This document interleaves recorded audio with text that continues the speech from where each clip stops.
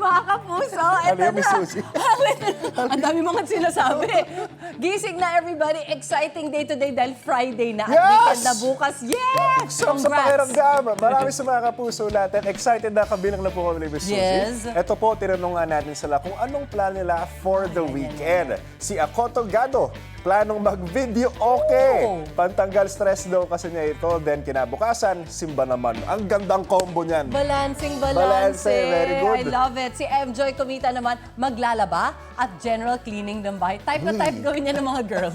Oh. And cardio din yan, Miss Oo Susie, din, di ba? Si Lorna Salazar naman, aalis naman ng bahay para makisali sa bloodletting ng GMA Kapuso Foundation. Good job po! I'm so touched, di ba? Na-thank you na nakinig kayo sa aming announcement. Pero eto, kung plano nyo mamasyal, tara na sa Tagaytay. Let's go! Combo yan ng magandang view plus masarap na food trip. Masarap naman magtagaytay. Kaso traffic na ata, no? Sa ngayon, pero kanina nung bumiyahe si Chef, Ay, wala for pa. sure. Ipapasyal at bubusugin tayo dyan this morning ni Chef JR. Chef, happy Friday! Happy Friday, Chef! What a view! That's gorgeous. Happy Friday sa inyo dyan sa studio, Brother Anjo, Ma'am Susie, at sa mga kapuso natin all over the world. At syempre, yes, 21 degrees lang naman yung yumayakap sa atin ngayon. Kaya feel natin ang ating Tagaytay Getaway. Dahil nga po, binisita natin ang isang pasyalan na nagbukas lang itong spot lang po na ito nung September lang. And they are offering a very unique and romantic na setup para dun sa mga kapuso natin na naghahanap pa kung saan sila pupunta. Especially for a Feb-Ibig month, di ba? Mga kapuso, ito lang naman isa sa pinagmamalaki nila, yung mga breathtaking view, of course, ng Taal na hindi pwedeng mawala kapag nag-getaway tayo sa Tagaytay or binisita natin Tagaytay. Siyempre, ay makikita natin yung napakagandang picturesque view na nga yan. At bukod dyan, mga kapuso, ito nga yung sinasabi nating pasyalan na pinagmamalaki nilang dome, kung saan nakikita nyo, kasyang-kasya po ang 6 hanggang 10 katao. And with this very unique setup that they have, kahit nakalagay po ito sa open space, it will still give you the intimacy, comfort, at syempre, yung immersive outdoor ambience na hinahanap natin. Very comfortable talaga. At saka, sa lahat po ng mga napagtrabuhan ko, napuntahan ko, ngayon lang ako nakakita ng gantong klase ng setup. At syempre, kapag gantong pasyalan ng usapan, hindi pwedeng mawala ang pagkain. At dito nga po ino-offer nila ang contemporary dishes na may Filipino flair, of course. Ito yung kanilang isa sa mga signature na pika-pika, yung kanilang Turkish pide sisig o yung mas kilalang Turkish pizza. So may toppings po yan ng sisig. Meron din silang salpikaw, of course, yung ating buffalo wings, quesadilla, meron din tayo dyan. At yung isa sa mga signature dishes nila, ang kanilang sizzling bulalo. And for that, makakasama natin si Chef Marvin. Good morning. A blessed morning, Chef Marvin. Ano po yung pine-prepare nating kakaiba sa bulalo? Siyempre, pag Tagaytay, maghahanap yung mga kapuso natin ng bulalo, di ba? Kilala po tayo sa bulalo, yung Yes. Tagaytay. Ngayon po, gumawa po ako ng sizzling bulalo po. Sizzling bulalo. Saktong-sakto rin yung setup ni Chef Marvin dito kasi, oh my God, mga kapuso, talagang malamig. 21 degrees feels like 18, 17, ganon. Chef, paano nyo ba pine-prepare yan? Una po, gagawa po tayo ng roux. Roux, okay. Roux is a combination po ng butter and all-purpose flour. Ayan, medyo struggle yan. Good luck sa'yo, Chef. And of course, syempre po mga kapuso, yung bulalo natin, no, Chef, na-prepare na natin yan. Yes po. Yan yung pinakamatagal na luto ang part dyan, no? Almost 4 hours po. Oh my Pinalambot God. namin yung bulalo. Oo. So, traditional naman yung preparation pa rin natin, ano? Yes po. So at this point, niluluto lang ni Chef Marvin yung ating harina para hindi siya magbigay ng medyo off na flavor. Especially when you're making roux, that's the most essential na part para masarap yung flow nung inyong kung ano man yung pinalalaputan ninyo. So yung roux natin is basically a thickener, di ba, Yes. Chef? Tapos paano naging inspiration? Anong naging idea behind the sizzling bulalo na sinaserve ninyo dito? Yung lasa po talaga ng beef, pure beef po. Oo. Galing sa beef shank po.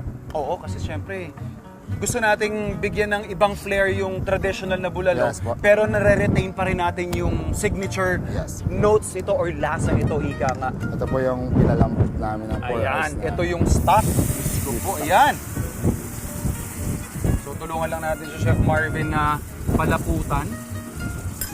So ito na yung parang lalabas na gravy niya, Yes. Chef, no? Okay. The next po Tapos ay- bukod po sa sizzling bulalo natin, Chef, ano pa po yung mga signature natin na dishes? Meron po kami yung mga buffalo wings po, yung beef salpikaw, Okay. then yung Turkish pide po. Yung mga certified Yes. bestsellers natin dito, Yes, Chef, yeah. no? Okay? So just continuously stir yung ating gravy dito para ma-avoid din yung lumps, no, Yes, Chef? yeah. So once na na-prepare na natin yung anong consistency na hanap natin dito, Chef? Yun. So, Medyo malapot. dapat yan. Kasi syempre, hindi pa dyan nagtatapos, diba, Chef? Paano po ang kuha nito, Chef? Dito Assembly na nito? po tayo sa, next po natin yung sa mainit po na sizzling plate. Yung Kailangan yan. Ito yung mga bagay na kailangan nakaabang na habang, kunyari, pag mga kusinero, pag umorder, dapat pinaiinit po. na yung Dapat ating mainit po cast talaga. iron pan. Ayan, oh. Yan yung hinahanap natin dyan. Perfect. Alright. Then, And then, of course, yung ating yun na po. beef shank na I'm sure sinorse natin yan sa Mahogany Market, Yes, ano? yes. Yun talaga yung source natin dito ng ganyang ingredient, eh. Then yun, lagay ko na po yung ating Okay? gravy. Yun, oh. Ayan na, mga kapuso. Yun. Imagine ninyo yung gantong lamig ng panahon tapos darating sa dome ninyo yung ganyang kumukulo-kulo at umuusok. Talaga namang binabalot yung inyong dome ng gantong napakabango na amoy at saka syempre yung aroma na ini-entice ka palalo. Saktong-sakto sa weekend getaway natin. At syempre, eto na mga kapuso, Chef Marvin.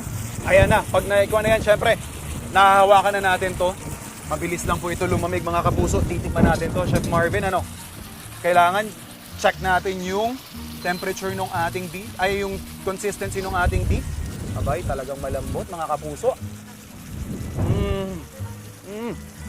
Magkano po ito, Chef? Nag-range po siya ng 400 plus pa. This 400 pesos, I would say this should be good for at least 2 to 3 persons. So sulit na sulit po. Siyempre may garnish. May garnish pa yan ng vegetables sila. Yan, oh. Yung ganyang presentation, poging-pogi. At bukod pa nga po dyan mga kapuso, marami pa silang ino-offer. Di ba? Yes. Chef Marvin, saktong-sakto to for weekend getaway, for whatever special occasions you have. Valentine's, pasok na pasok. Pero, ipapasyal pa namin kayo dito. So, na-discover nating magandang spot. Kaya tumutok lang sa inyong pambansang morning show kung saan laging unang hirit!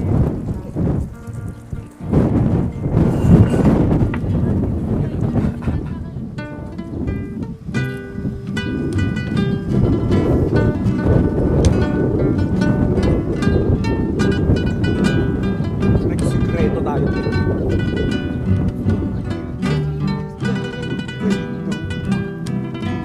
Mga kapuso, naghahanap pa kayo ng perfect weekend trip? Nako, we got you.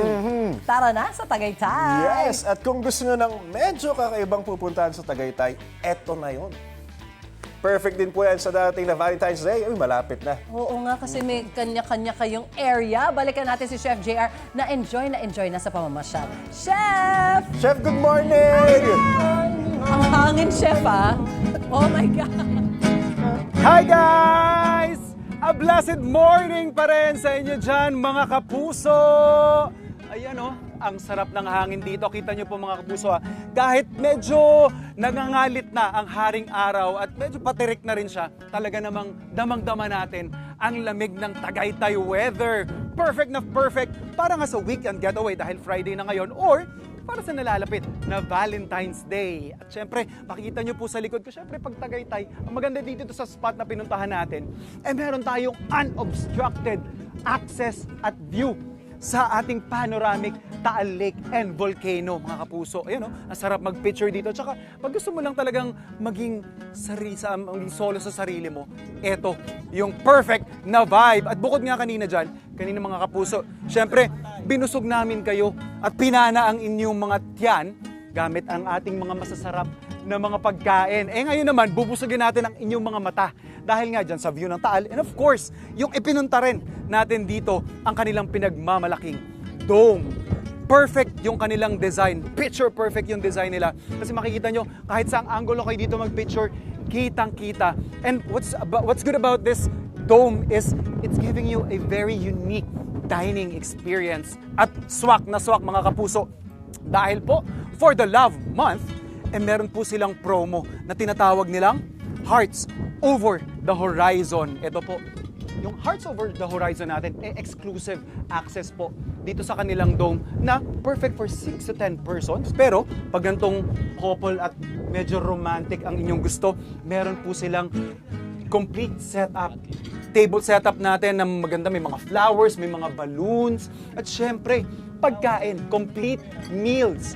At bukod pa dyan, mga kapuso, may glasses of wine at yung kanilang pa-flowers din, isang bouquet.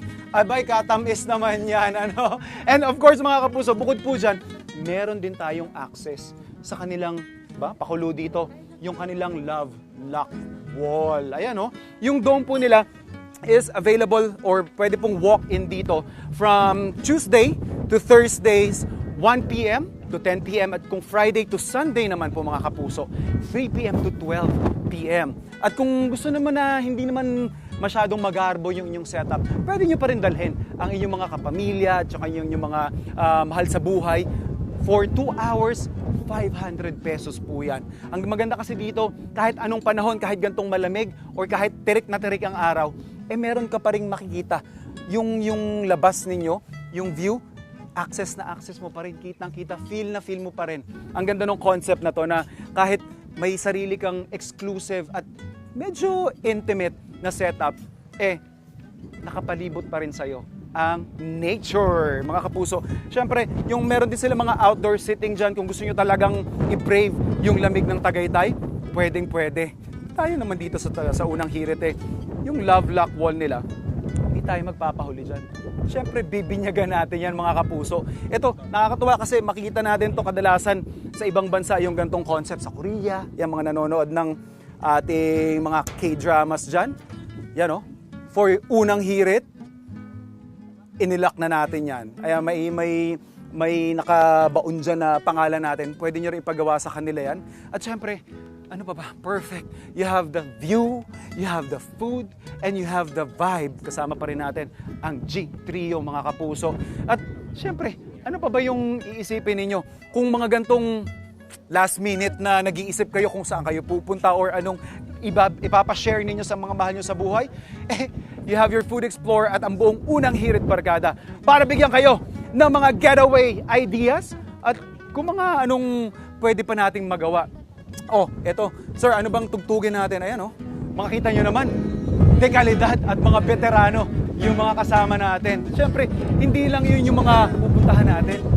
Other side, maybe we're climbing on rainbows, but baby, here goes. Malay nyo, sa getaway ninyo, matsambahan nyo kaming 4. Kanina, trio, pero 4 na kami ngayon. For those who sleep. Mga kapuso, sa mga malulupit na food adventures at syempre, mga gantong pasyalan, laging tumutok sa inyong pambansang morning show kung saan laging una ka. Unang hirit to I wanna make it with you. I really think that we could make it, girl. No, you don't know me well. And every little thing only time will tell.